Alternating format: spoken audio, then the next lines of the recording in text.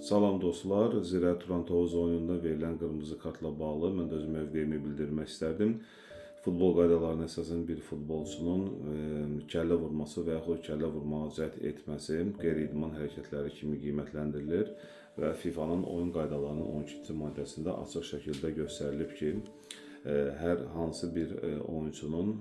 digər bir oyunçuya qəsdən kəllə vurması və yaxud vurmağa cəhd etməsi zoraki davranış kimi hesab edilir və birbaşa qırmızı vərəq ilə cəzalandırılmalıdır. Qarşı tərəfin isə manipulyasiya etməsi, deyək ki, oyun zamanı təxribat etməsi, hər hansı bir təmasdan sonra yıxılaraq şişirilmiş bir reaksiya göstərməsi, eyni ilə stimulyasiya etməsi isə ayrıca qayda pozuntusudur və buna görə hakim sarı vərəq ilə cəzalandırıla bilər. Lakin istənilən halda bir oyunçunun qarşı tərəfin təxribatına uyarsa,